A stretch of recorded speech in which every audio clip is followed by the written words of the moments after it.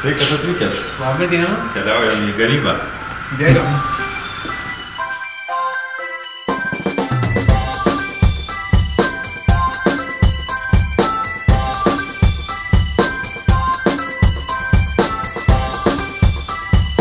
Čia yra centrinis valdymo pultas, kuris valdo kitus pultus, blokinius valdymo pultus. Elektrinė yra blokinė struktūra, kiekvienas blokas yra atskiras kaip atskira elektrinė.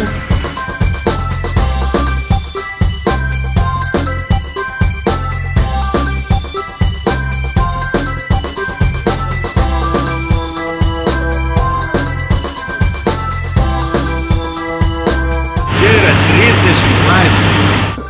Jeigu noriu kažkiek tai prisidėti prie šalies tokio išsaugojimo, kad ji būtų stipri ir ekonomiškai ir politiškai, turėtume tobulinti visas sritis. Ir kaip žinom, tikrai mažai žmonių eina dabar studijuoti tos tiksliosius mokslus, nes jie gana sunkus. Ir jeigu man sekasi jie, tai aš ir noriu dirbti toje srity, kuri įdomi ir tikrai turi daug įdomių uždavinių.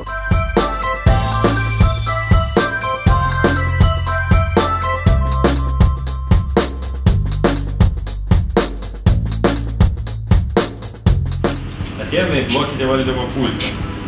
Ten buvo į centriniam valdyme, čia blokiniam. Kai matai, detalumo lygis daug didesnis, daug daugiau mygtukų, daug daugiau ekranų. Ir jie va šitokias paklodės turi žinoti mintinai.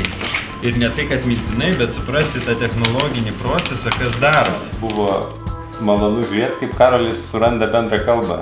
Ar tai būtų su bloko operatorium, ar su sistemų inžinieriais, ar su kitų aptarnaujančių personalų. Matėsi, kad žmogus nori pamatyti ne tik išorinį vaizdą, bet ir suprasti detalės šito technologinio proceso. Manau, kad pajuto tą mastą, dydį. Tas dydis visų tų agregatų, jis tiek įspūdingas, kada tu eini ir kada kažkas tai veikia ir visa žemė aplinkui tave dreba, tai tikrai duoda tokius pojūčius, kuriuos tikrai nepamirši. Aš bijau, kad gal būsiu biškį išgąsdinęs dėl to dydžio ir su to sudėtingumo. Čia yra skirtumas tas, kad prieš katilą dar pastato reaktyvinio lėktuvo variklį didžiulį, tokią dujų turbiną. Ir jo kūras dega, plečiasi ir suka turbiną, taip? Manau, kad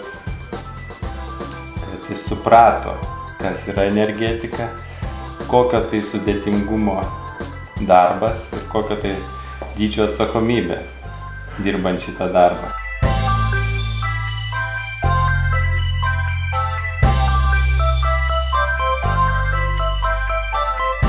Kiekvienas turi savo kaip ir atsakomybę, darbą, kurį turi atlikti. Ir pas kiekvieną yra savo tokių įdomių istorijų, kuriomis jis gali pasidalinti. Ir tokios istorijos tikrai padeda pajusti tą atmosferą, kuri tvyro čia Lietuvos energijai. Ir tikrai tai vienas iš pačių nuostabiausių dalykų, kurių teko patirti. Buvo sunkesnė darbo diena negu įprastai, nes reikėjo galvoti, ką darai daugiau. Bet šiaip buvo daug įdomesnė diena ir tikrai ir pabendrauti su jaunu žmogumi ir pamatyti jo matymą ir pagal jo klausimus net susimastyti, kartais kasdienius dalykus tu darai net nesusimastydamas, kodėl tu taip darai, įvertini savo darbą iš kitos pusės. Ir tikrai rekomenduočiau aš visiems kolegom pasiimti po šešėlį ir pabandyti padirbėti bent vieną dieną.